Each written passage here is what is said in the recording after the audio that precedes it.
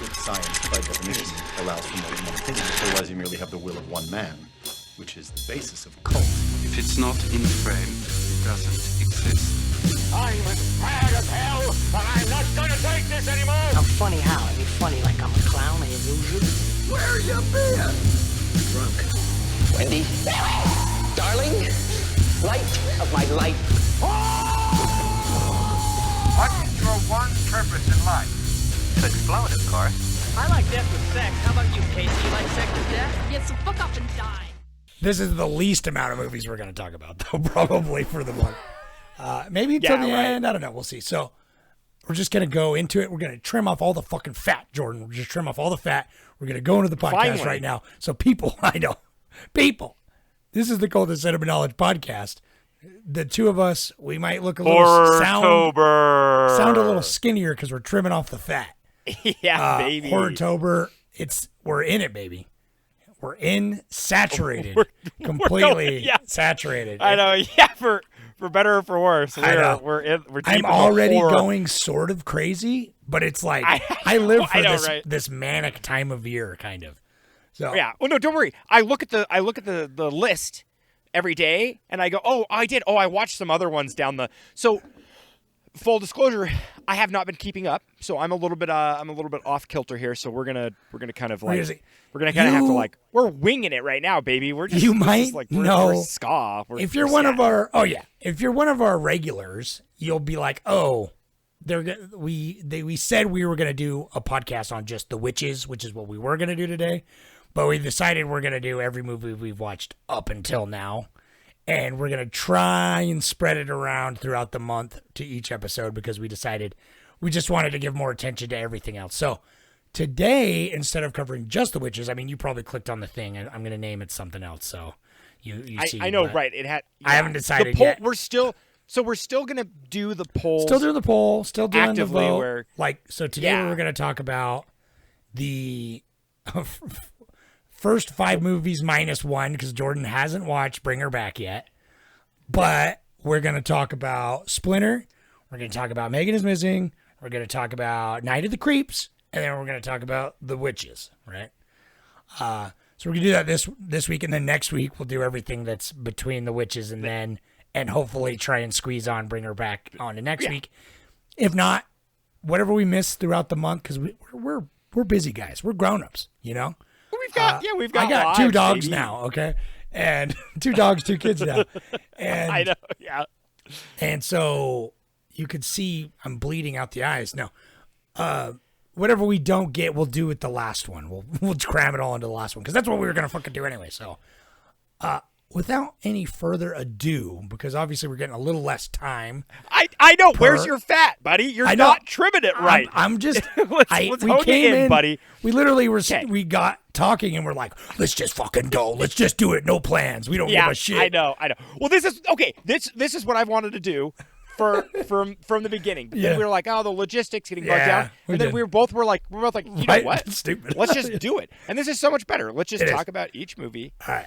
And we started off the month hard with Splinter, which fucking I put it on there. I mean, that was one of my picks. It's been a kind of a classic movie of mine and Jordan's teenage, high school years, or early 20s, maybe. I don't know when you saw it exactly, but maybe we'll get into it. But put that as the first one. I thought it'd be an easy first movie and a fun one, and I feel like I was correct in doing so because that hit off right for me, man. Like that was the first movie I watched of the month too. So and that even early, I watched it early.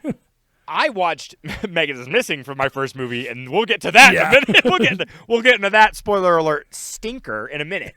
But Splinter was fantastic to rewatch and to revisit because when I was younger and I watched this, because I don't remember. I had to have seen it in 2008. Like, we talked about it in high school, I thought. I'm pretty sure, because I mentioned in my Reddit comment, I had watched The Signal, fell in love with The Signal, and I saw The Signal the trailer for The Signal on some other shitty DVD, and that was the same thing with Splinter, where it's like I had the DVD for The Signal, and then the trailer for Splinter was on that DVD, and so, like, all these terrible magnet, low-budget horror movies and we of love the mid-2000s.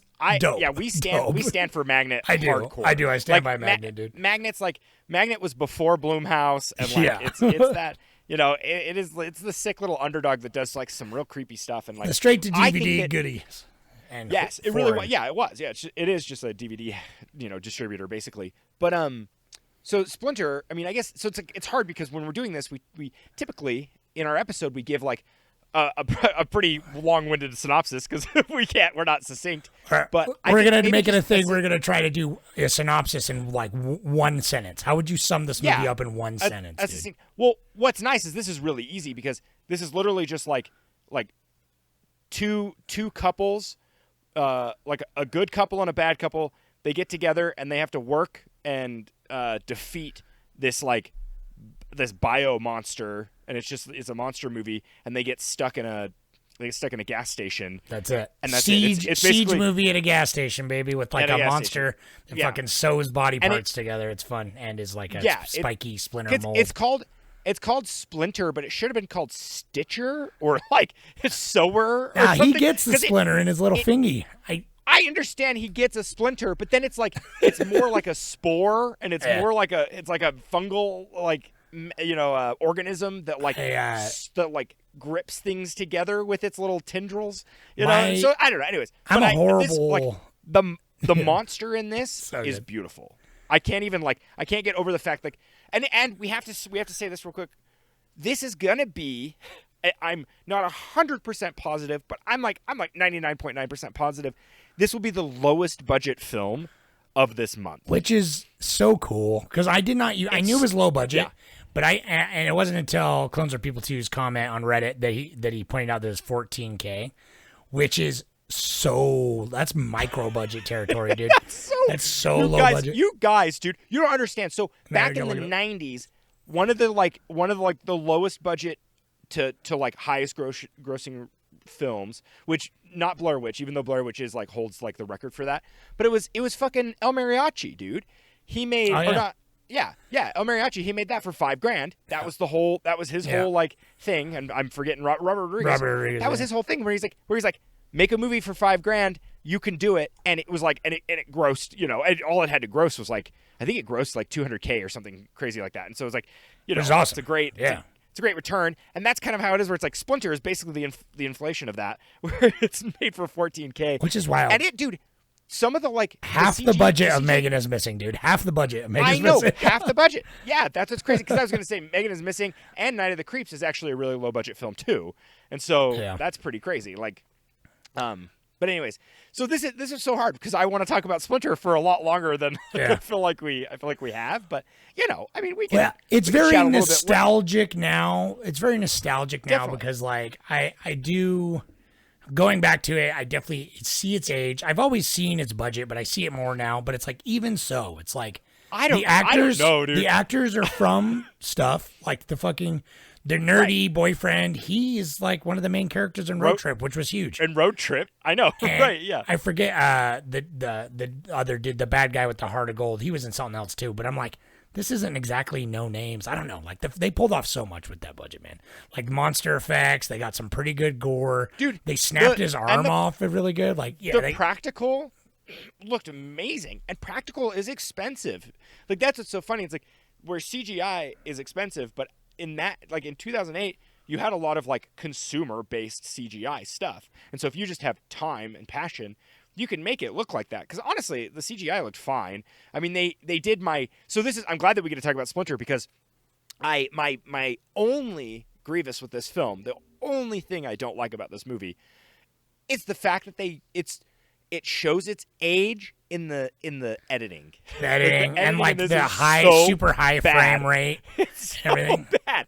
I hate when it shows the puppet and it's just like the monster, and I'm like, the glimpses you get of the monster that's like the actual puppet, I'm like, it holds up. You could linger on it for a lot longer. Like in The Thing, they just show the thing for like 35 seconds where it's just there, the monster moving around, maybe even like a couple minutes, and it's like, it's because I'm like, it's really cool. And they probably thought like, oh, our practical effects look like, they look janky. Let's cut it. Let's fix it in post. But I'm just like, no, the stuff that I saw, it holds up well. Very, very Like, solid. yeah. Like Even I like just- the I'm little and pieces it looks they had. so yeah. cool. It is. It's cool. When it flops around, and it's like, you know, it's just like a simple, tight, lean movie. 88 minutes. It's clean.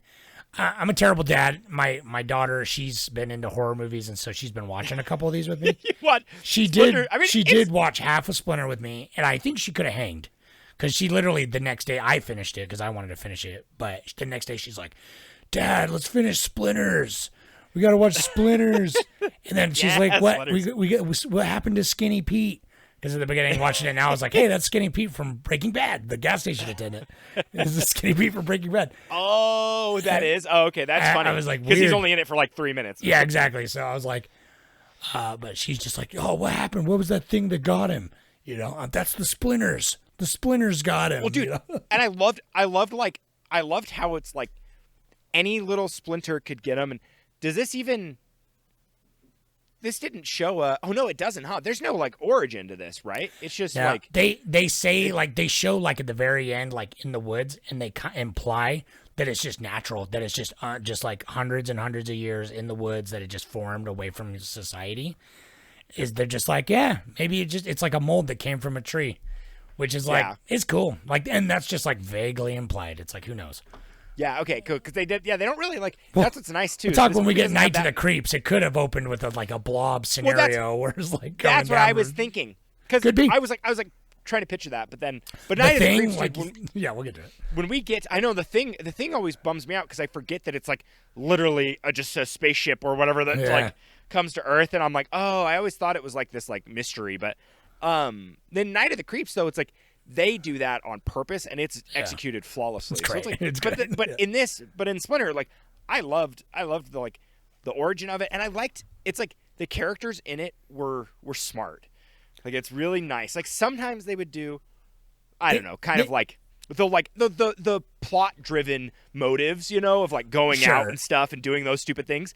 But like for the most part, they both like stayed at least in, and I like the, naturalistic, where they're like, the don't do begrudging that relationship. because, yeah, exactly. It was like begrudging, and it's like it was nice to see them kind of like end up working together. And it's like, even though they were all pretty two-dimensional characters, but it's like I thought their actors gave them enough weight that it's just like you like enough comes through to who this person is, like the fucking Denny or whatever, the robber guy. It's like he's the only one who gets really any backstory where he's like, I killed the guy and I was going to give him his widow my money and all this. And it's like, right. But the actor sells this like sort of cliche villain with a heart of gold that, you know, cuts off his arm, which is like such a brutal scene where they have to snap it off they cut it off with a fucking, just like a box cutter. Box cutter. Yeah, it's brutal. And then he wakes up, and it's got the best line. I still think of it every time I laugh, though, when he wakes up screaming, and she's like, "It's okay, we're cutting your arm off," which is like what he wants, but it's just like out of context. It's just like, it's cool, dude, calm down. We're just lobbing your fucking arm off.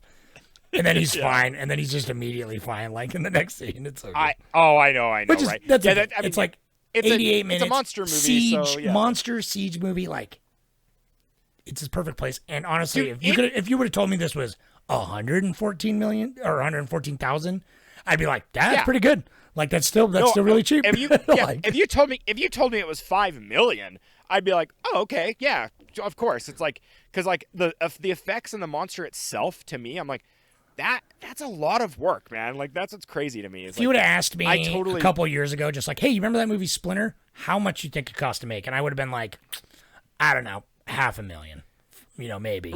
And that's me being like, because I know it's low budget, but I'm like, they did a good job. And I'm like, even then, that's like, oh, if it was $500,000, like that's pretty good. But it's like, I don't know, a 14,000 like shoots it up so much more because it already is pretty quality, honestly. Like it doesn't break the mold. It's nothing to super write home about, but it's like, man, they are off the charts with everything for how little they had. It's inspiring to see, except for the score. It's amazing. The score stood out to me this time. I know. It was the most generic, like literally GarageBand, one guy being like, I gotta have something. You know what I mean? Which is fine. But No. Right, exactly. Yeah, it's like, it actually kind of like, I kind of wish they did less, just a little less. You know, music would have been fine. But anyways, do you have a Reddit? Yeah, I kind I'll of did pump- the Money Minute was like in there a little. Well, bit. I'm gonna Like, keep the whole- bringing it up because, someone mentioned on the Reddit that they're like, oh, this is low budget. And I'm like, dude, I don't think you realize just how low budget this is. And so now every movie I'm like checking the budget just to be like, just for context, this is 64 times the budget of Splinter, just so you know. You know what I mean? Right. No, literally, like Night of the Creeps is like $5 million. It's like it is, which is still super low budget.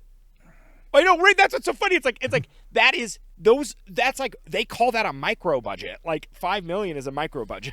Like even still, I mean, in the Hollywood industry, but it's like, you know, to go and like crowdsource a movie and make it for like 500,000 is like crazy. So it's like to make it for 14,000, that's bonkers. It's bonkers. All right, I'll read all you guys that voted on. I'm just saying now, everyone who commented on the Reddit, everyone who's been doing every day as much as you can. You guys are fucking awesome. I'm gonna do. Just in the interest of time, I'm just going to do like one Reddit, and then whoever doesn't get as very many often. So he hasn't been doing as many, so I'm doing another opponent to start. He said about Splinter, it wasn't bad at all, and exactly the length it needed to be, which I think is its biggest strength. Everything else about this was fine to not good, though. I'd watch it again, but there's plenty of other movies with small budgets that take bigger risks and stick to the landing much more successfully, so make that of what you will. That's why I was shit talking him a little bit. I'm like, yeah, right. You're not like, wrong, but also, no, you can't name me a lesser budget horror movie. Like you can't. And horror budget movies are already dog shit. They're all low. Yeah, that's like, yeah. I was gonna say it's like Night of the Creeps is like that's a generous budget. Like I can't even like I gotta see when we get down to like Train to Busan and shit. Like I wonder what that budget is. Like 30 million maybe, but that's like even then that's nuts. Yeah. But it's still just like I'm just thinking like it's gonna be 15 million or something. You know, it's like gonna be. You know, a lot more. No, I am going to read one more, actually. So, a bunch of people says Horror Month, baby. I've been looking forward to this. One down, 30 to go. First watch. I've never even heard of this, which was everyone's thing. I checked out the budget, 14K, and that puts a lot of the technical stuff up for me. It looks very polished for the amount, and the effects are fine. The hand by itself looked very cheap CGI at times, but I noticed some cool practical effects using ferrofluid, which was novel. Oh, yeah, that is ferrofluid. That's cool. That's sick. Yeah, that's fun. Yeah. The plot was a bit one-dimensional, and I didn't find any of the characters very interesting, but it ticked a lot of the genre boxes. The creature was too random and brain-dead for me. I get that was the idea, but it seemed very easily beatable. Highlight, shit knife meat, infected arm. Overall, a nice introduction of the month. I won't be raving about it, but it's a nice short one to start with. 5 out of 10. Thank you. I mostly agree. A lot of that, a couple points is nostalgia, and it's like, yeah, I think it's good, but it's simple, clean fun. I think it's. Well, and I'm a body horror. Like you and I both here on this pod, body horror. If you made it body horror, and I don't really care about because like what this feels like to me, it feels like a short that they were like, well, fuck, we want to make this a feature. Yeah, for sure. So let's do it. If I saw it now, I think it'd be a little more forgettable. But it's just like back then, I was like, this is a gem that I discovered. Well, and that's the thing. I don't think people understand either that 2008. Making a movie for 14K that still looks that good. Like that's what it doesn't even look like a shitty DVX. Like it looks pretty solid. No, surprisingly. And and the effects are used very like masterly. I would say. That's Splinter. So, yeah, I know we can. Yeah, okay. Oh wow, now you're waving me. I know. So Megan is missing. That's my number one. This next film, number one, movie. 10 out of 10 movie, best movie ever.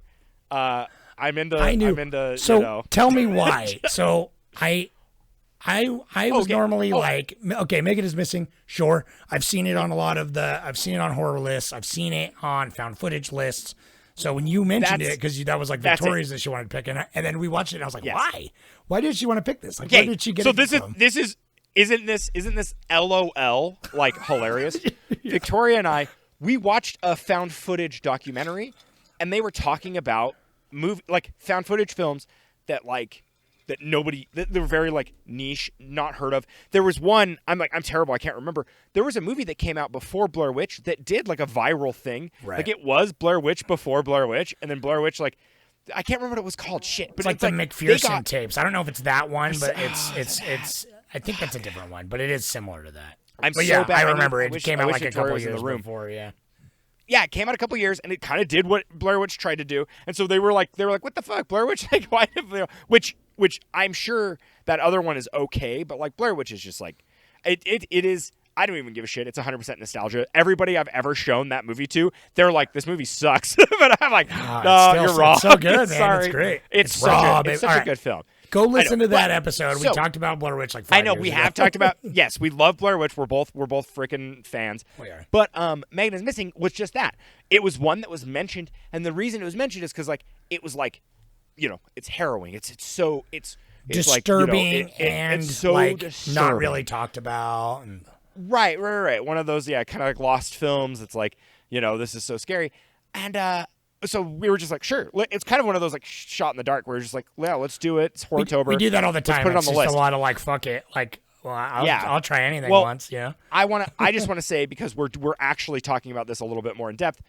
Up at the top, full disclosure, this has like a lot of sexual assault or not really a lot necessarily, but it has one really graphic scene. So be forewarned. It's like We'll the climax talk of the about movie. It's like everything kind of leads Right. to that scene. And Yeah. Oh my God. It's poorly It's though. It's poorly. So it slogs you to that point. We and then mentioned it bashes in our you own- over the fucking head with the point. I hate Not it. and it's okay. We'll talk about it. We'll talk about it in a minute. But do you have a synopsis? Do you want to give like a quick? Yeah, a couple Sentence. dumb preteens, or like they're supposed to be like 13 and 14, junior high school girls, or like webcamming. They're just living their social life, and it's very like 13, where she's like, oh my God, I'm such a slut, and you're a virgin, type vibe, right? And they do that for about an hour, and Megan, the one, the like quote unquote slutty or girl or whatever, she like meets a dude online, and The it's very- troubled. the troubled youth or whatever.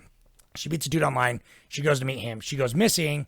It becomes like kind of like a local news story, and then her friend Amy, who's like trying to look for her and everything, she then also goes missing. But then they find her, like, oh, this is the real life footage of the tape. What you're seeing is the next 22 minutes is the unedited footage or whatever, and then it's her just like in some dungeon eating out of a dog food bowl. Then she gets raped, and then she gets put in a fucking barrel and buried alive for like 10 straight minutes before the movie just ends. And I get it. I get, like, I'm not like against, like, this is a harrowing thing that's happened. Like, me saying it just like that feels very real. Like, things like that happen, Right. and it's a parent's worst nightmare. It's a young girl's worst nightmare, but it's the execution, the fucking script, and like the acting and the directing and, like, the editing. it's Like, everything weird- was just it's so weird, it's like- amateur and so shit that it just, It's targeted to children, but yet it's a PSA for parents. it can't. And then it's like written by somebody who's horny for children. And so it's like it sounds really like disturbing. It's gross when she's like talking in the scene where she's like, "Oh yeah, I like sucked a dude off when I was 10, and it was like a camp counselor." But then it's like, "No, you got sexually assaulted for sure."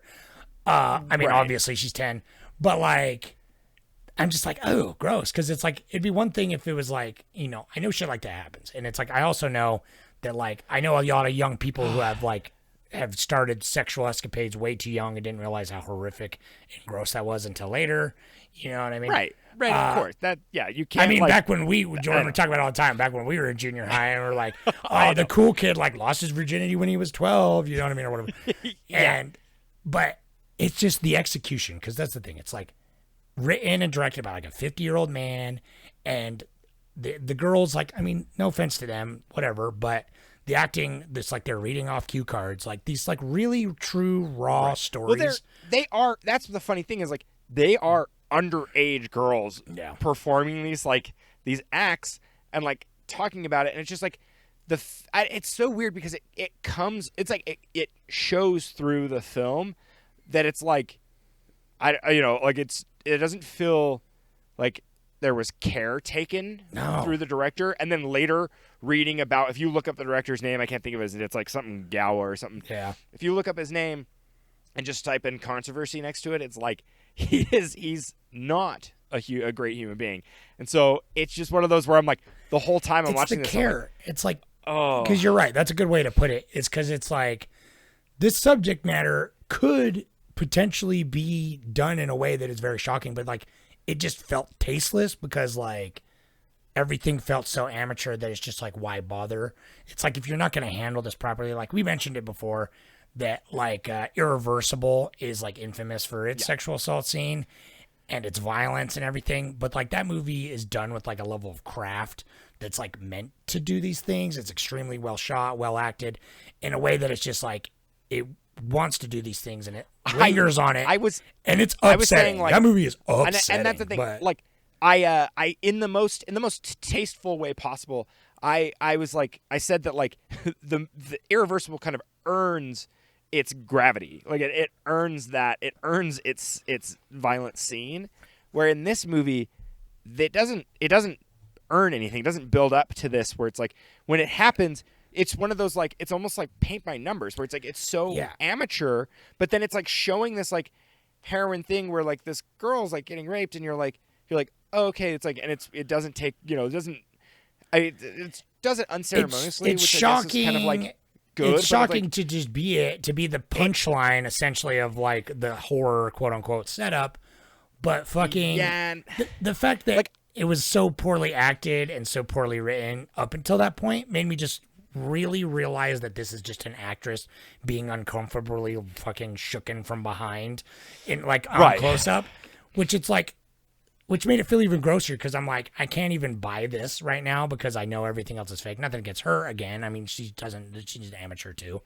But like, but it does. It's just like why are we doing this? Like, why are we making this movie if you're not gonna like sell it? You know what I mean? If you're gonna all the teenagers are like, and it's not even the acting; it's the writing is so bad. They're just like, it is my party, bro. It's like how a 45-year-old thinks teenagers talk. You know what I mean? 100%, yeah. And it's just I don't know. It just never feels good, and it's always just like, why bother? And then it's just the first hour is bloated. So. It doesn't even, like, I wish that it would, like, focus on somebody or something. Like, it's so weird. It's these, like, tiny vignettes trying to, like, move the plot along. And it doesn't, I think I know what they were going for. They're trying to make it feel like you're just caught up in the chat and stuff. You know, you're in this, like, group chat and stuff. But, like, how it's filmed was, dude, that's the most egregious thing to me, is that it's like they chose found footage to be their vessel to tell this story, which like it's almost like they were like, we're gonna do found footage because it's cheap to do. It's cheap to do, like, and it's a fad. And, I can do this for twice the budget of Splinter. No, really, like twice the budget, and it's just like, God, I don't know, but how it was like. They would shoot it like a practical film a lot of the times. There would be scenes in the party scene. Okay, oh my God. In the party scene, I said this in one of the comments where I was like, this is what bothered me the most. They'd be in the party having a conversation, and then it would cut to the different room, follow somebody through the room, then cut to an over-the-shoulder in a completely different room where a conversation is still happening. Yeah. And they come in, and it's like you're just filming a regular movie. The one that got me, it's so like bad. They're obviously not using like diegetic cameras like they pretend like they are, which is fine, but it was lazy. It was lazy because like they were when Megan first goes missing, she's like calling everybody, and it's supposed to be like she's like FaceTiming them, which wasn't a thing in like 2010. Really, that's what I said. There's no flip phone, and they were like showed them closing the flip phone with their hand. They just put their hand on it, and I'm like, this is just a camera, and they're like, pretend it's a phone, and I'm like, bro, we graduated high school in like 08, 09. It's like this was probably filmed like a year before it came out or something like that. No, so it's I think this was filmed in like 06 or something. Like this was. It feels like it because the clothes. I'm like, oh, I knew those chicks. You know what I mean? Like for sure.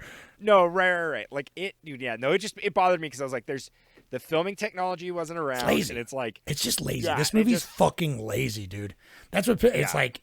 The care. If you took this subject matter from someone who cares about it, someone who like cares about the trauma that these victims may have gone through, and wants to tell that story, it could be a very affecting and harrowing story if done right. But it's just like there's got to be a movie out there that does this a lot better, and I can't think of a movie that really like tries to focus. Think of a couple like found footage that are like similar. Like I was mentioning the Poughkeepsie tapes, which like go kind of like it is very much like follows the tapes of a serial killer. Sorry, Megan, she's behind you. It is Megan. Megan's corpse is back here. It's scaring me. No, we're right in the middle of it, baby. Just come on. I know. We're talking, late. So we changed the whole format. So everybody out in podcast land, this is Victoria. So we're talking about the movie she picked, and she loves favorite movie she's ever seen. Yeah, it's Megan is good. Missing. It's my favorite. Yeah. But No, anyway. anyways, yeah, Megan is Missing. It's cheap. Is, It is sucks. grotesque. I like, honestly, Irreversible is like, deals with the revenge, and it's not tasteful necessarily, but it's handled with the, like you said, the gravitas and the care put into it. But I mean, Gasper, no, we talked about him before. It's like, hey, all his shit is meant to upset you. But at least his movies feel, I don't know, they make me feel something other than, this is cheap and lazy, which is how Megan is Missing makes me feel. Well, no, it's just like, oh, it's nauseating. I will say though, and this is not to give any credence to anybody but the makeup department and or / like, I don't even know visual effects, but it kind of, or even just prosthetics, but whoever made spoiler alert, the corpse of Megan in the barrel at the end, that was really good. Like, it looked great. Yeah. I had to look it up, and I couldn't find one way or the other if it was like prosthetics or if it was just makeup. Probably makeup, right? But yeah, it's probably just makeup. But it looked like she looked emaciated. She looked wet, melting. Yeah. She looked like a corpse in a barrel, and so like. Hopefully, it was just an actual corpse. That'd be the only true thing that happens. I know. God, I know, really though. But it's like, when I saw that, I'm like, oh, okay. Like, but it sucks because this also is a movie that feels like a short that they were like, well, we gotta flush this out and make it a full feature because that's the only way we're gonna, I don't know, get in anywhere. But anyways. Do you have a Reddit? I don't even know. Yeah. So from not one of our so usuals, I got a atypical misanthrope says, if you want a film with a similar vibe to this but done infinitely better, go watch The Vanishing. It's not found footage, but far more engaging in terms of narrative structure, and will leave you with more horror than the millisecond of climax this film is famous for. Megan is Missing falls into the same weakness of most found footage films. Not a lot happens for about an hour, and then everything happens in the last 10 minutes. This is the cinematic equivalent of a Jack in the Box. Yeah, thanks. Yeah, literally, dude. That's a great write-up. Yeah, but Vanishing. We love The Vanishing. You saw it in high school too, right? I did, in the same class? I can't. Yeah. Maybe we didn't actually. It was Brandon's after-school film class. Yeah, okay, it was the wasn't technically for it was the after school club. No. We went to after school film club because I'm in the popular. I was like with girls. I was like president of it or whatever. I know it wasn't really president, but it was like I was like the founder or whatever. Put it together. I'm in the yearbook, baby. That's right, you are in the yearbook. But dude, The Vanishing is, I kind of forgot that is fucking amazing. We will watch The Vanishing on here sometime eventually because it comes up. Sometimes there's a remake too, right? He mentioned that. We should do that for the comment went. He mentioned the Vanishing original and the remake, and then he also was like Funny Games. And I'm like, oh, the Funny Games original remake would be good too 1 year. So would be great. But I think Vanishing would be fun because I haven't seen the original forever and stuff. Yeah. Okay. Put a pin in that. Well, let's move to that movie sucks. I'm gonna forget about it forever now. Hopefully. No. Well, it'll be that one that if I ever, I've never heard of it until this year. So, I don't think I'll talk about it. I've heard of it for years. I've seen it on found footage lists like every Horrortober. I've seen its poster like so many times. But oh, sure, yeah. But it's never up there. You know what I mean? I've always just been like, oh, it's harrowing. I've seen like the ending is just like it's scary. But then some people be like, no, it's not even. It sucks. So I'm like, it's either one or the other. You know what I mean? So either it really affected you or you've never watched any movies. So if you like it, then you were an idiot. No, that's fine. You can like whatever. I stand with that. Yeah, you're missing something. You can. I know. Don't make me. You're not gonna get me to rhymes say with ribosome. Yeah, dude. Night of the Creeps. Night of the Creeps.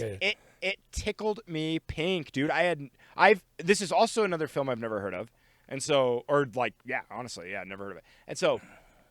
I'm cultured. I've seen the poster many times, but I didn't know anything about it. Well, you're one step ahead of me because you've seen Monster Squad. What is that? Monster Squad. Yeah, Fred Decker. Yeah. So I had to look it up. I was like, I know this guy. What's he? And then I was like, oh, dude, he did Monster Squad, which is like also nostalgic for me. Right, and so I've never seen Monster Squad either, but you guys wouldn't shut up about it back in high school. And so but I don't know why I never saw it either. It's like not that good though, but it's just like it is sort of. It's going to be our kids' movie next year. I don't know why we haven't watched it for kids' movies. Fuck, I know we've talked about it every year, so yeah, I don't know. We need to, but anyways, yeah. So Night of the Creeps. I'll lay down a quick synopsis. It's very simple, but it's like it takes place like the inciting incident is there was a murder that happened because an alien crash landed in the 50s, and it was like 1956 or whatever, and then what is that, like 30 years later or whatever, in like 1986, the like detective that was on the case back then, he finds out that like he has like visions of like the murderer coming back to life or getting out of jail or whatever, and then like he is introduced to these like our two main characters, which are like these college kids that are kind trying of to the get into a nerdy frat. college kids. He falls in love with the dream girl. Right, the frat kid and stuff, and it's like it's all that, but then there are these like brain slugs that get into your mouth, and they're like aliens, and they don't necessarily. It's so funny because it's like not really. You're not a reanimated corpse per se. You're just more like an automaton. It's like Splinter, or not Splinter. It's like why am I Slither? Invasion. Slither. Oh, Slither. Slither. Yeah. Is what I meant. Right, Slither. Right, Slither's a great. Slither probably took a lot for of sure. influence Brain slugs and like Sure. you're But then these conscious, brain but there's slugs get in different you. kinds of brain slugs. Yeah, and it's like, and if your head gets split open, the brain slugs can get out. But then, so the detective and the two main characters, they like team Too up long. and they try to. Oh, what? You went so long for Megan is Missing. Don't even. No, I didn't. I went like Yes, you 2 did. sentences. Oh my god, we gotta like. No, it wasn't, dude. You were like 3-4 minutes. Listeners, into that. who's the But most they team up. long-winded? I know, right? They team up and they start fighting all of them, and they use like fire to kill them, and it's badass. And like right at the end, there's like the hive of all the worms, and the detective is like, thrill me, like he's like I'll do it. And he like blows them up, but then like one got into his mouth, and so he's still a zombie at the end. And then it ends. It like does this like weird fake out at the end where it shows like one of the worms slither into a cemetery, and then they like pan up, and then it's like. The spaceship's a back. giant spaceship, and then it's like, and then it ends, and you're kind of like, okay, I don't know. That was fun. Yeah. I'm glad they brought.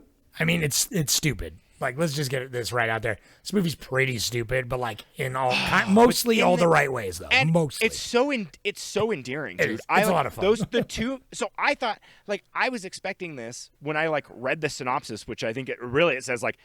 Space aliens come down and like terrorize a frat house or something like that. I think that's all the like log line is for IMDb. And so I was like, oh, this is gonna be like 80s schlock, And then the two main characters were like witty and fun, and like they were kind of like one kid was disabled, which is like I don't know. I mean, he probably wasn't really disabled in real life, but still crazy that they would make one of the main characters disabled. Surprise! Yeah, it is. And it's like the detective wasn't like a creep. He was kind of badass. Like I liked how washed up he was. He was, and him just being like thrill me was so funny, dude. There's so many good one-liners, so many dumb fun things. Like it's like and the college having the like cryogenic lab. Of course, there, right? Yeah, it's so good. It's so 80s, dude. Well, it is. It's so fun because it's like I knew from the get-go. As a big fan of the Blob, which just starts off with some hardcore Blob vibes. But totally. It starts with the literally like little people in alien costumes running through this like spaceship corridors. Oh god, yeah, I kind of forgot about which I was like, hell yeah. And then they dumped the guy's like the alien like dumps his space slugs into the 50s, and then like somehow like it's just so convoluted and goofy, but like from the get go, I'm like, well, dude, this knows exactly like it's here to have fun. Like it's here to have fun. It's doing that cool. like campy 1950s like there's a murderer in the woods that just escaped the asylum, you know, and she's like come back here, Biff, or whatever, It's like I don't let her. It's so you fondle my breasts. Yeah, I know, right. Like that's what's so good. It's like it's a movie in the 80s that's like making fun of all the tropey, all the old like black and white 50s monster alien that's what's movies. Great. And it knows exactly what it's doing. Well, it kind of gets to have its cake and eat it too, right? Because it definitely knows what it's doing. But also kind of is like, I don't know. Yeah, it's like kind of a almost like parody, self-aware comedy on purpose. But also it is just like cheesy 80s like schlock at the same time. Like it's both. Yeah. And I think it mostly means it. Sometimes it doesn't, but it still works because of like what it is. I don't know. it's a lot of fun. I'm definitely gonna remember this one fondly because it's like it had so Well, many. it's basically it When I start reminds to me think of about Return it- of the Living Dead. Well, sure. Don't I've got- besmirch no, I mean- Return of the Living Dead. No, but- Return of the Living Dead is like better, you know, because Well, it's obviously. a little, it's got a lot more edge. It's also but it's better like- than 99% of movies ever filmed. So, Return of the Living Dead is like one of my favorite movies of all time. But Yeah. I see what you're But no, saying. I see what you're saying though. No, right. It has the same like self-awareness. That's the Right. That's like the vibe where I'm like this easily could have been like a slog to get through. This could have just this really could have been. No, like, I enjoyed really poor acting and everything, but it was all solid. Like every everyone was time I stopped to cooking. think about what was happening. I was like, this is so dumb. But yeah, I enjoyed the ride every second of the way. It was like so much fun. It was this was the second movie I watched after Splinter, kind of out of order. And I was like, oh yeah, baby, we are so here. Like this is a good palette. Like I should have watched Megan is Missing and then this because it would. If I watched it in the right order, that would be a I watched palette Megan's Missing cleanser. like first. Like thank I God. watched Megan's Missing first. We got it out of the way. We didn't have Everything's to a worry palette about it. cleanser in comparison. But Yeah. no, I don't know. This movie was so much fun, and it's like there were so many goofy like. I'm sure it was on purpose, but like there would be like continuity things, like the one that got me like near the end.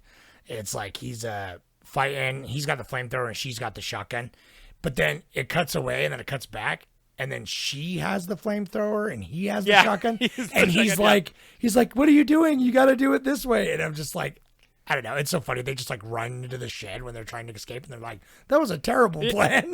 Like, Yeah. That's what I liked. Is like it seemed like a movie that they were kind of like they probably wrote a 45-page treatment for it, you know, and then we're just on campus But- going off and the macho dude that plays the detective that's from the fucking Halloween 3 or whatever. It's like you go down to the basement and he's just got tape on his mouth. And for a second I was like, what? And I was like, oh, so he doesn't fly his mouth.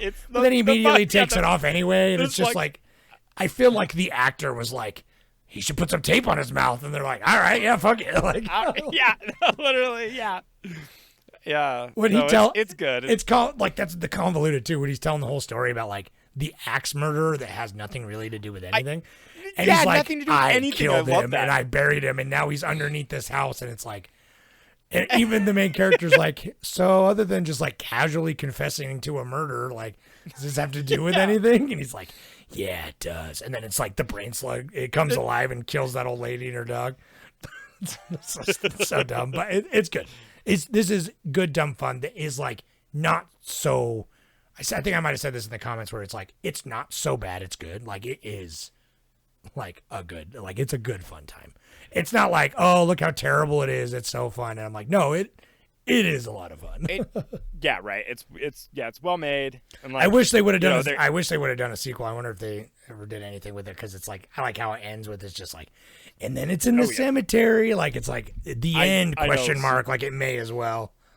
Yeah, right. And I was thinking that I'm like, but I was like, they didn't reanimate a single corpse, did they? Or I guess the axe murderer. The axe murderer, yeah. The axe murderer was a corpse that got reanimated. Okay. And it's literally just But so they can have like a zombie that's just like was not that great looking either. There's like the animatronic. I know. They like I turn love the it. puppet around just so they could blow it up. I was gonna say it was not. I don't think there was any animatronic in it. I think it was literally just a puppet on that a stick. Yeah, it was just like on a broom, literally. Yeah, like literally, dude. Yeah, they had it on a tripod on a dolly and were just wheeling it around. Right. But it looked beautiful. This is kind of. I mean, I'm like a sucker for. This is cute. Like, Dawn of the Dead is like one of my favorite movies ever too. So I was with, pleasantly like- surprised with this. This kind of hit exactly where it needed to hit for this kind of movie, and that's why I'm glad. It's like I try when picking these movies and taking your guys' suggestions and everything to like make it a good balance if I can. You know what I mean? And then hopefully, if it started to feel unbalanced, I'll work in a movie that help balance it out at the end of for the polls. So yeah. right. This movie was $5 million, which like kind of. I mean, I think they just utilized that well. Like it really. Yeah. For how much was going on? I mean, it. Yeah. Yeah, and for context, in the instance of the 14K Splinter, making a movie for 14K before the 2000s would have literally been impossible. So I mean, I guess know. you could make it on videotape in the 90s, maybe. But it's Yeah, just I guess. filming But you- costs were just so much more expensive back then. But Right. So that's kind of what I'm getting at is like 5 million. Is 5 great. million's pretty My comment was like another great movie from the director of Goonies and RoboCop. Because he directed RoboCop 3 and he directed Monster Squad, which is basically a Goonies ripoff. Yeah, it is. It's a Goonies ripoff. But like, what if we had universal monsters, but not really, like the free versions? Yeah, right. Yeah, the public domain. Dude, Monster Squad rules. We're gonna watch that next year. Anyway, Competitive Bat 5831 says, enjoyed this one quite a bit. I got a Night of the Living Dead vibe from the opening to the movie, and I also learned that when it comes to horror movies, fondling breasts is the same sex. I liked the beer treat, the frat party, and the whole party was weird. It was full of people who have my parents' style, but not their age. I love JC. Dude was a fantastic friend who enabled the day enabled the day to be saved and gave amazing girl advice for a movie. It's crazy to see the product of Lebensborn program star as a douchey jock guy in a movie. It was weird when they were joining the frat and asked if they needed to have sex with a farm animal, and instead of saying they wouldn't do that, which that was a funny part. He's like, yeah, at least we don't have to. Yeah, that was it's like, unless you're into it. Yeah. There's so many funny bits. JC, the side character, was honestly he was a great sidekick character, dude. He was the best. So well written. He was. Like well acted too. Well acted too. Yeah. His dialogue was great. Their rapport was magnificent. Like I loved him. But he goes I don't on- know exactly that comment. Thank you, but I'm a little confused. What I did don't he say? Lemon party? I don't know, some reference. Lebensborn program star. I don't know what that is. Competitive Bat. Tell me. Some, like that. I don't. Please God, like inform us. We're old. He likes to. He's as old as us. And then he says, I liked a lot of the comedy, and I feel like there's a lot of the detectives. Hold on, I can't read either. I feel like that was a lot of the detective's role personally, and the cheesy end fight was the perfect cap to the movie that featured the cryo freezing and brain dissection as part of an undergrad. What was unforgivably disgusting though was people drinking Pepsi. Whatever. Pepsi beats Coke every day, man. That's me. I'm a Pepsi generation. I'm a Coke boy. Right under that, Clones of People Do says JC really reminded me of Ferris Bueller, which is a good point.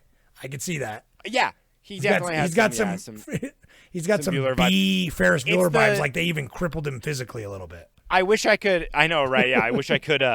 Yeah, nice. I wish I could wear a Hawaiian shirt, but the Proud Boys took it from me. So. I know you couldn't. No, it's like Fat Mac, dude. You just got to smoke some crack. Yeah, You're gonna love it. Yeah. That's true, yeah. All right. Well, speaking of crack, we're gonna go. Yeah, to we're our next skipping. film. We would normally, in order, do Bring Her Back, which Jordan hasn't watched yet. So we we'll told plug him. it in. We told him at the top of the show. I'm just saying that's a we're big going to popular this one is- right now. So come back next week to talk about that one. Jordan, we'll see if he likes it. I bet he will. So. I know I will because I liked. You'll like it. Whatever Talk to Me. So. Yeah, you'll like it. I like it more than Talk to Me. So. But I'm excited because this is our weekly. This vote, was the poll. The Witches. And the Witches won, which I voted for the Witches because it's like one of the only ones I haven't seen. I always vote differently. I haven't seen wait. any of them. I voted for Practical Magic because I haven't seen that. Yeah, but I haven't seen this either. My wife voted for Practical Magic. I voted for the Witches on the Reddit, and then I voted for the Witches of Eastwood on YouTube because I hadn't seen that one, and that one's George Miller too. But this one, I'm glad this one won because I was like, oh, I got to watch it with my kids. But they fucking bailed out, but just because they were too hyper, they couldn't sit for a movie. So What? It wasn't. I mean, this is definitely. It wasn't this is because it was one of those, scary. like- They would have liked it. No, but no. I'm more like this is a kids movie, but it's like it's so agonizingly boring that like a child won't be able to pay attention. No, I enjoyed it. Don't get me wrong, but it's just like well, you have the as I'm mind of a watching it- child, so it's the same. It's dude, tell me about it. This Victoria and I were talking about how like this is the most accurate portrayal of a child listening to their grandma just babble on and on at the kitchen table, just talking. He's like rubbing his glasses, and he's like, Grandma, what are you talking about? He's like, a witch molested you and took your fingers, like, just like he's like, it's like Grandma, like the whole like that's like 40 minutes of the movie is like him talking to his grandma at the table. My kids, they pieced the fuck out before he got turned into a mouse, and I'm like, bro, dude. That's when it's. I mean, obviously, it becomes like less horror because honestly, the opening with like all the painting stuff was super cool, and then it's like when that was so. Dude. I mean, you know the painting. You love have me you some have a cursed painting paintings, movie. baby. Love me some. I cursed love paintings. cursed paintings so much, dude. Yeah, that's so cool, and it's cool because it's like she grows up in it, and I'm just like, oh, that's good. That's dude. good. And then she gets so old, and then she just fades away, and I'm like, that's good. Yeah, that's good, buddy. I like that. Yeah, and I love that, and I loved how like you could tell what a witch was with like the snake and stuff in the eyes. Yeah, and, like I wish they would have so brought good. the painting stuff back. But I know because it was so and, like, cool. But I'm so bummed because like her reveal is so beautiful, but then that's kind of like it. You know, it's like that's like the. It's so Jim quote, Henson like, too. Like it really, part, when I saw all the Jim Henson at the beginning, I was like, yes. I had no idea. Yes, but seeing all the Jim Henson productions in the credits, I'm like, fuck yes. And then like seeing her, I'm like, oh yeah, that's a gross Jim Henson puppet. But that nose is Jim Henson, baby. The rat at the end is so Jim Henson, dude. But when they do get turned into mice, which my kids they watch the whole scene of them with the turning, like revealing that they're witches and they're all gross and nasty, and I was like, oh god, why are they bald? That's what like freaked her out. I know, good, good. She's like, yeah, these freaks. But dude, when they did get turned into mice and they're just the animatronic mice, I was like, I love it, dude. I don't know, it's so good. And then it's like it becomes like a Ratatouille caper where like he's got to go through the kitchen and get to the pudding or whatever. It's very like soup. The Borrowers or something type vibes. Yeah, right. I kept thinking of like Mousetrap or whatever, you know, like where it's just like when I loved how it's like it's so egregious too when they like show the animatronic and the animatronic is like. It's probably like horrifying. 8 pounds. It's probably like 8 pounds, and it's probably like it's like as big as a cat, you know. And then they cut to a real mouse, and the mouse is like so. And then they got the really creepy animatronic. I know the animatronic's like I don't know, come across this rope with me, and then like it shows a mouse climbing the rope, and it's just but I love it. I love that so much. Yeah, I knew you would because I'm like, this looks nothing like a mouse. But it's the best. But it's so beautiful. Wait, and yeah, like Jim Henson, I'm a puppet freak, so it's like I want anything. I wanted more puppet. Honestly, I was kind of like I wanted waiting for more Mr. Bean just having an illicit affair with one of his employees. What's funny though is that was he wasn't Mr. Bean yet. That was I know, it's just regular dude. Well, no, on that set, he was workshopping Mr. Bean. Oh, he really? Was trying to develop, like he's had the idea of that character for so long, and then he kind of like has an affair with some bees or something. I don't know. That happened later in his life. I don't know. Nice. He's a freak. I don't. That's fun. Yeah. I'm not a big Mr. Bean fan, so whatever. I thought you were obsessed with Mr. Bean. You talk about him a weird amount. No, Mr. Bean? Are you kidding me? You do. You bring Mr. Bean up like every couple months, just unsolicited, bro. Just so you know. Ask your girlfriend, man. You do. No, I probably bring it up because it's like I'm like making fun of somebody who thinks they're pulling a Mr. Bean. It's like a Mr. Magoo. Like it's not. I'm not like Mr. Magoo. I'm not like it's not a great bit. Dude, like, it's one of those things. You're wearing a Mr. Bean like, T-shirt right now. Well, it's like. I swear, like, whatever, Akin Rowans or whatever his name is, he's probably in this hotel room, like, workshopping it, and he's like, oh, I'm gonna be the funniest man in London, like, he's like, I'm gonna be confused. That's just like, that's I know, right? It's like, okay, cool. All right. This, the way this movie was filmed, so, like, speaking of body horror, the body horror in this, like, getting turned into a mouse is already kind of terrifying, and watching these gross witches, like, take their face masks off and stuff. But the ending scene when they all start turning into mice and they're like half mice, half disgusting witch woman, actually pretty disturbing to me. I don't know. Like, I loved it. No, but I was like, okay, this is scary. I see the horror, all the horror here for sure. When he hacks the main witch when she's a rat apart and it's like green blood like splats everywhere and it's like he's got that huge hatchet. I was like, huh, that was pretty, it's pretty brutal. It's pretty cool. And that actually, we were going to do this movie as just like the main movie. So I did a little more research on this film, you know, just because I thought we were going to talk about it a little bit more in depth. But, you know, we can, you know, it's like, it's whatever. It's like, oh, we didn't really give a synopsis. I don't know. The synopsis is kind of everywhere. I don't really know exactly how you do it. It's like basically a An a coven orphan of that lives witches. with his fucking grandma goes to a hotel that also happens to be full of fucking witches that turn a fat little boy into a mouse, and then he turns him into a mouse, and they have to get back at the witches. That's right. That's pretty much it. basically, yeah. The witches are there, and like their whole cover is that they're there for like the British Society of Violence Against Children, like against violence against children. Yeah. But then like the whole bit is they're trying to eradicate all children in London, which to me I'm like she wanted 500 kids dead by each person. It's like they're gonna notice that. I mean, I don't this was understand what the plan was. Pretty. I don't know if it's just because I have like anti-fascism on the mind or whatever, but it's just like this was obviously very much like she comes in with her hardcore German accent and she's like, we must exterminate them all, they are vermin, and she's like in front of the crowd and she's an evil witch and she's like, these numbers are not good enough, 999, and I'm like, this is obviously doing like a Nazi parallel, right?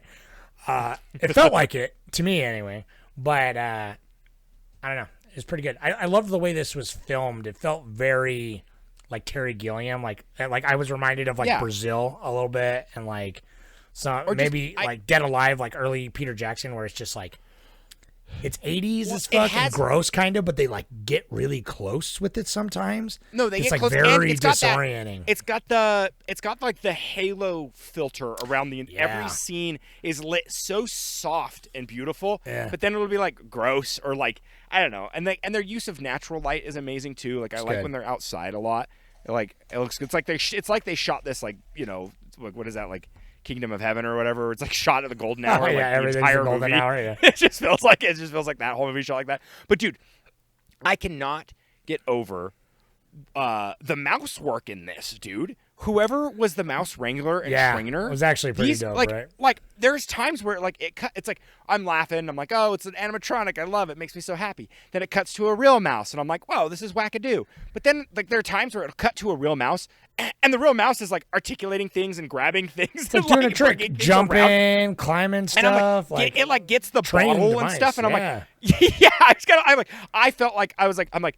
Am I like? Are they smarter than we think they are? Like, they're smarter than us. That's for sure. Is there a mouse behind me right now? yeah, like, but like I really was just like, I'm like the mouse work in this was beautiful. Have you ever? This is a complete different thing. Have you ever read? I don't know about the show actually because I don't know if I ever watched it. But Hitchhiker's Guide to the Galaxy. Anyway, mice are the number one species on the planet. They're the secret controllers of everything. So they're super smart. Yeah, you should read that. That book is good. Anyway, I know. No, I know. Hitchhiker's great. It's been on my list for years. It's so short too, dude. It's like if you were to listen to it, it's like 4 hours or some shit. Oh, okay, that's good. But anyways, in this film, I didn't know. Like, I've known nothing about this movie. I've never even heard of it until I just knew Angelica Houston was in it, and I know Roald Dahl had done the book, and I'm like, that's it. Yeah, Roald Dahl. So I was like, okay, it's gonna be fun and whimsical no matter what. And then when I saw Jim Henson in the credits, I went, okay, fuck yeah, I'm 100% sold. Yeah. Angelica Houston, amazing. I love her, but she's in like Wes Anderson films, so that's like that's where I really like that's where she shines for me. And so in this, it was great to see her just so pretentious and like so evil. And when she does, I'm assuming it was her in the prosthetics. That like I think so. I imagine it was her, but that acting was hilarious and it was great. It's good. It was such they a really good like scene. let So her hamming it go up hard perfectly. with it. Yeah, Yes. hammed it up so hard. They're like, just go with it, full send. And it works. And it's like, also, if you want to step on me, that's fine too, because like, I don't know. Yeah, Angelica Houston, like to me, she's Morticia Addams always. Well, that's funny. That's what I'm like. I picture her as like the wife in Life Aquatic. So it's like as soon as you said Wes Anderson, I was like, oh yeah, like honestly. Yeah. That's like that's where I always picture her. And the mom, the Rotana mom's like, how long have you been smoking? 20 years. Well, I think you should quit. You know, like yeah, right, exactly. It's so good. And that's the thing. I see her. She has like a classical beauty that's like she looks like an old movie star. Like it's not. Yeah. She doesn't have that like she's not like beautiful she's by cool. today's standards, I guess necessarily, but she's got that. Yeah, she's just classical look and Yeah, I know. I So- kind of now I'm thinking about it. It's like I've liked everything she's been in, and I'm like, I should see more of her stuff. See what's up. I know, right? Really though. But the one thing, okay, my biggest criticism of this whole film is that it has like the '80s kid film pitfall where the story is just kind of like, who gives a fuck, man? Yeah, honestly. we're just going. They're filming whatever they want, and they're like, we'll edit it together later, and then like Yeah. it's just like it's like why was she mean to her assistant, and then the assistant just shows up at the end and like fixes him for no reason. So there's no, I they have no. I had to they, look it they're, up. They're not on camera together once. Like, No. they're not. I didn't look it up after, but I was reading during that like they changed the ending, so I knew the ending was going to be different. But watching it, it was cracking my ass up because it's so blatantly like he's like living his best mouse life, and I'm like, he's just a mouse. When he's like, Grandma, I love being a mouse, and it cuts to her like she like is biting her, she's biting her fist, going, like crying, like just like trying to like trying not Seconds to later. not to lose it, like to just like drown that mouse because she's like, I can't live with this mouse child. I know he's around here. He's living in this house. He's like tucked in, and then there's like a shot of like a dude in a mouse costume, like trying to be miniature.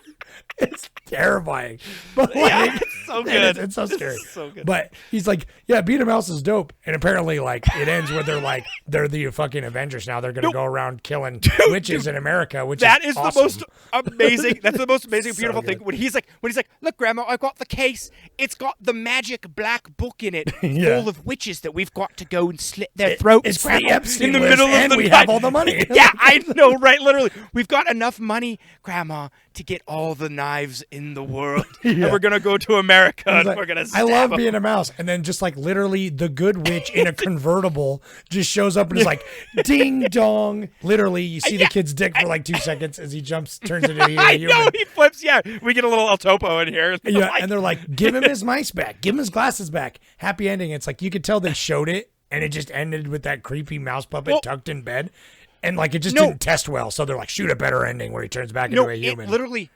They literally did that. So I what it researched said- it. that's what it sounds like. They have the original ending, and there's more dialogue between the grandma and the kid of them talking about it, and then them actually planning to do it, and the grandma like tucks in too, and the grandma's happy and elated to be like, and they make plans. They're like, They have a okay, purpose. we have 9 years. She's like, I'm old. You're a mouse. You're gonna die in about 9 years. That's like the life expectancy. I'm gonna die in probably 9 years. Literally, like, let's go. I've got the brass knuckles on. So Let's go good. and let's just It's pummel so- some goddamn witches to death. That's why the ending, the last like 5 minutes are so fucking out of left field, dude, that I just could not help but laugh because I'm like, this is so obviously like we need a happy ending. Like, let's just. It does. We can't Yes, have it was. them being like, where they're an old woman and a mouse are gonna go kill witches in America. Like, we can't end it that way. They're gonna like curb stomp as many witches as they can. Yeah, dude. Like, it's just so good. It's so. But dude, him with this little like mouse utopia in there. Like, I'm like, this is. I gotta like. Oh man, that's a niche thing. I gotta make a list on Letterboxd. I love movies that have like mouse traps, like when they have like a mouse that lives like in that, or like Like when a kids tiny build those creature things, going like, through like a Rube Goldberg style, like Wallace and Gromit type contraption. Exactly, Wallace and Gromit. Yeah. They like build it in like Dog Hotel. Do you remember that movie? That movie's fucking yeah. sick. They build a whole functioning hotel that's got like Yeah. 80 dogs living in it. That's all like electronic. It's like it's beautiful stuff. I love that. I know, But yeah, man. like him like living in it's just like, and it's so cool because it's so of the time, like showing like the Very like, the late race 80s, car early time 90s, where like you have very that- like. yeah. I feel like Rube Yeah, Goldberg like- machines were like hot in 1989, man. Like I feel like that Right, was right, like right. the hot button of And- the year. Yeah. I'm just like, to me, it's like that's what the book ends like the not happy ending. I want to read the book. and I'm like, that's a happy I'm like, ending, that's man. that's a cool ending. That's the to me, dude. that's the Like, Nuremberg if they- ending. That's what I'm saying. It's like that's they're going like no, right. Well, no, and they need to like the Nuremberg ending, or they need like a. Oh my god, like a Hot Fuzz ending where it shows them going lock and load and they're Yeah. just murdering as many witches I want as a they can. montage. And Yeah, it's just you yeah, know, you say it's just brass like- knuckles, tiny mouse brass knuckles. Yeah, I know, yeah. Well, the mouse is like gnawing at her ankles or something, and she's like, ah, on the ground, and she's like on her neck. Like, it's just, I want to read the book now And see because him it's go- like my kids are starting to get to the age where I'm like, hey, if you're into it, I will read you a chapter book. Like, let's get a little kid's chapter book. I'll read it to you at night. Well, and Roald Dahl's like perfect. I mean, perfect. Perfect level. So, Yeah. I might read The it. Goosebumps, dude. You got to get her the Goosebumps going. I told man. her That's the- she wanted to read something scary tonight, but when we were at the bookstore like last week, I tried to get a Goosebumps book. And she said no. So now I'm going to just get one and force her. Yeah. And I'm just going to read like fucking Night of Living Dummy or some shit. But yeah, maybe. whether she likes it or not. Say cheese and die. Yeah, for sure. But I also got to mention, I was thinking about this since we watched Paprika, like last month. What is up with the trope? And I mean, I've always noticed this, but it's just seems so egregious. Where it's just like being fat is your only characteristic of a character. That kid that got turned, like that's his only thing. He's literally just she's like, I got your son right here. And he just like scurries out of the bag and like eats an olive. Just like, yeah, he's like, I'm going to know. Yeah, he's like, I heard you had roasted peanuts. That's the only reason I joined. He can't tell his parents that he got turned into a mouse, even though they can hear him because he's too busy stuffing his face with martini olives. Like, yeah, so ridiculous. I don't know. Yeah, I think it's like, there was such a long time, even back in like the 20s and like the teens when we were making movies where it's like, a fat guy, just like someone who's like so incredibly fat that it's like, there he can't be this fat. It's too funny. This kid's not even that fat. He's just like how a fat he classic is. Yeah. Like, it's just like, it's like Paprika makes sense. Is, that guy has necks on his necks, but like, well, no, and he's smart and he gets the love at the end. So it's like Paprika's totally Paprika's like great. It's great. It pulls like it It kind does. of like But- adverts to your expectations. But this is like exactly like the parents are like, we don't give a shit about our fat son. No, Like, they don't what give do a you fuck. They're mean? like, where's he been for 2 days? Yeah, we're right. We're getting hammered in the is hotel like, bar. The dad has hypertension because he's beat red the entire movie. Like he's literally drinking on set, like guaranteed. Oh, for like, sure. Like actual bourbon. Like Well, that's the thing too. It's like Yeah. I'm pretty sure like the last lines of the movie are like, don't forget about my fat friend to the good witch as she's driving away in her convertible and she just like puts on her sunglasses and throws up her hanky or whatever. And it's like, dude, I wanted them to team up. They hop up, they get in her convertible, and then they're going around. Yeah. She's the driver, and like they're the ones that get out and just like, bumble the witches to death. But yeah, big well, dude, I liked it a lot. But I want to watch. Not really actually because like I'm not a big Robert Zemeckis fan like nowadays, contemporary. Oh yeah. But in 2020, his the best year ever, he remade this movie. I saw that. Octavia I remember Spencer their thing. And Chris Rock is like the narrator for the whole thing. I know, it's such a weird. So go watch the trailer. Everyone out there in podcast land, go watch the trailer for it.